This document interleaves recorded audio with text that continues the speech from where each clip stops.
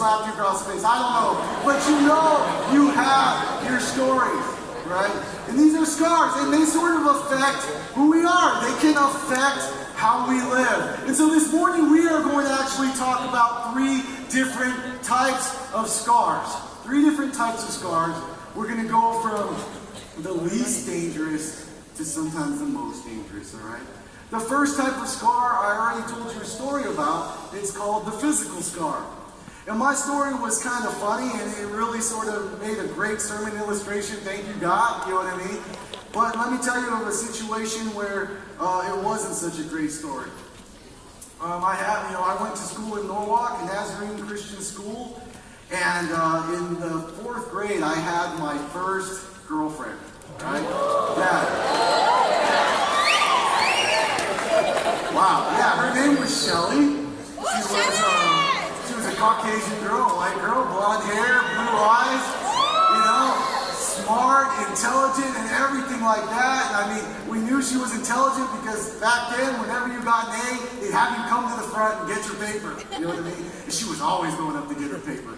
So, I knew, I was like, man, that's the girl. She looks like Barbie. I want her to be my girlfriend. And so I went up to her one day and I said to her, hey, do you want to go around? I never understood that, like what that meant. You meant to go around, but I guess it meant like you kind of walk around together, I guess. You know what I mean? And she said, sure. And you know how I knew we were in a relationship? We would hold hands. Every lunch, I would go up standing next to her. I was 2'7", she was like 3'8". We were together.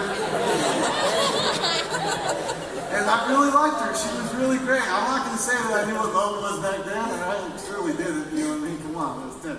But, she was, I really liked her, she was great, but here's the thing about Shelly. One day, after school, I guess her and her mom were driving home. And I don't know what happened, but they got in a car accident. And she was sitting in the passenger seat. And I guess somehow the glass shattered, and it went into her face. Right? And it really just cut her up very good. And we didn't know where she was. We didn't know what happened until 2 weeks later. She came to school with all the sort of these bandages on her face. You know what I mean? And this amazing girl who used to, was the most popular girl in school, very outgoing, got good grades and everything like that. You slowly started to see her change. All of a sudden, she didn't come out at recess that much anymore. I went to hold her hand, and she didn't want to hold my hand as much anymore. Soon, not at all, right? And then all of a sudden, when it came time to go get your grades and everything like that, she was never going up there anymore. I guess her grades were dropping. A few weeks later, even though the bandages came off and everything looked healed, it just changed, you know what I mean? And all of a sudden, a few weeks later, she just wasn't going to our school anymore. And my first girlfriend was gone. See? These physical scars can be very dangerous. All these scars can be very dangerous depending upon the way we let them affect us. So we just have to know and realize what those scars are in our life. And that's the first type, the physical scar. You guys ready for the second type? The second type of scar is the emotional scar. Right? These are scars that are a little bit more dangerous because you cannot see them. You cannot see them. Sometimes you don't even know that they're there. I'll give you an example. One day, I was driving in my car. All right? This was like maybe 5 years ago. All right? 5 years ago, I was driving in my car. And, I was listening to Fish. I was listening to Fish, and there's some good music on there, good Christian music. I'm having like the best day. I was listening to Sunshine, Jesus, whatever I was. Some song like that, right? And I was listening to it. I was having a fantastic day driving around. People were cutting me off. I was like, it's cool. Go ahead, cut me off. It's all right. I'm having a great day. But then all of a sudden, on my steering wheel, I have this thing that changes stations if you press the button. And I accidentally pressed it, right? And it changed to Coast 103.5. Went from the Fish to Coast 103.5. And all of a sudden, there's this song that came on. And I was going to play it for you, but I guess we're not going to do that. But it went like this. It goes, wherever you go, whatever you do, I will be right here waiting for you.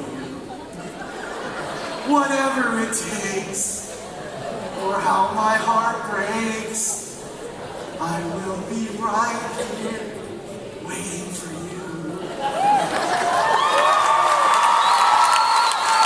I'm glad you're so happy about it. I'm glad you're so happy about it.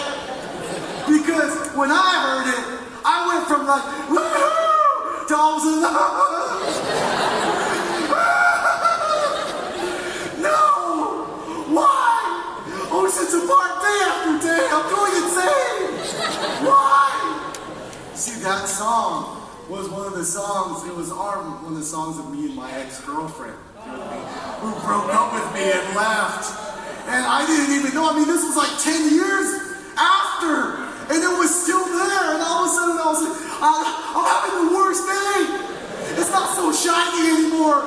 Please, Jesus, shine, please.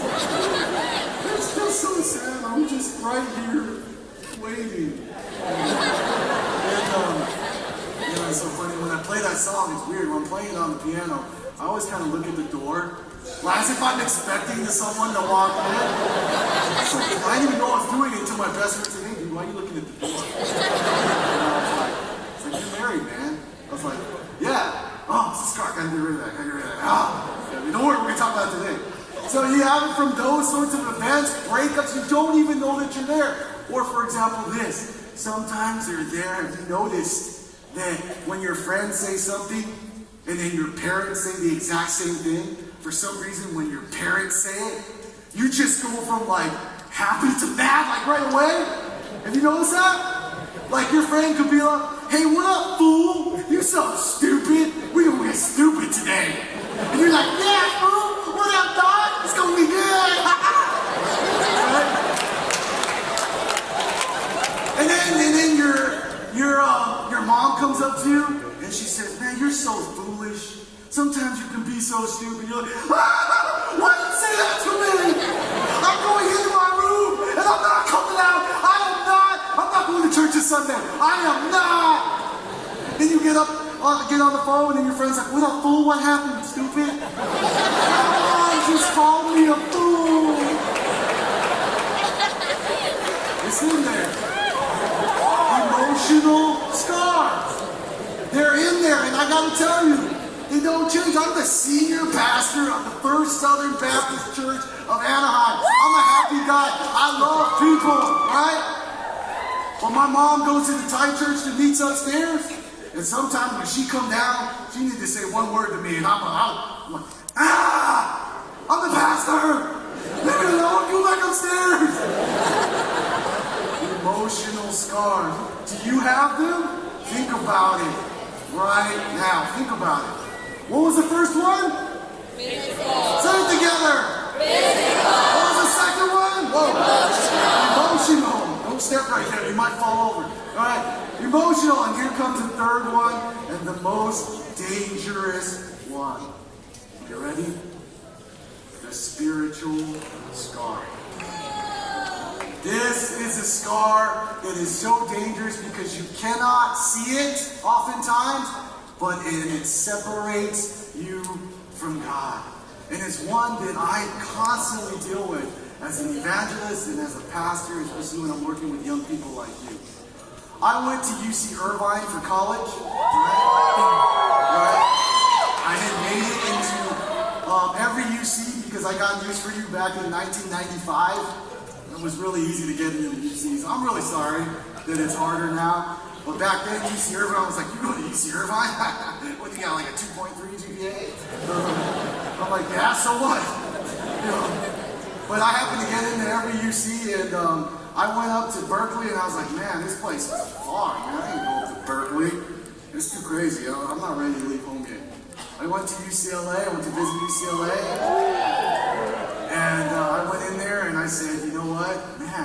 my dad was like, UCLA, go there, that's the best school. I was like, man, you just like it because you heard of it, right? And we went in there, and I was like, man, I went to a small school in Cerritos called Whitney High School, right? And when I went to UCLA, I was like, man, this place is really big. I want to go here. I don't even know where I am. So then I went to visit UCSD, right? UCSD. And I thought, man, what a great school right by the beach. If I want to see Shamu, he's right there, right? You know, if I'm hungry, I want to eat some sushi, there's Shamu, right? And, so I went down there and I visited and I said, man, I like this place. I like the fact that it's by the beach, but it's really big too. And then I went to UC Irvine, which 5 years before, because my dad was a teacher there, I had told him, he said, Vic, you should go to UC Irvine. And I said to him this, I will never go to UC Irvine. And I always say never, and then God goes,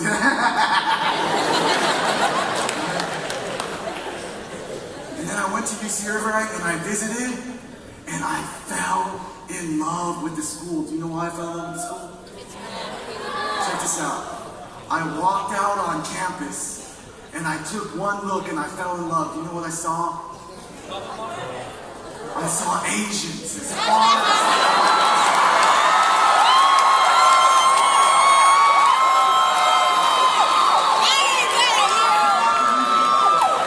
there was all this black hair and sometimes the streaks of yellow. I was like, wow, I'm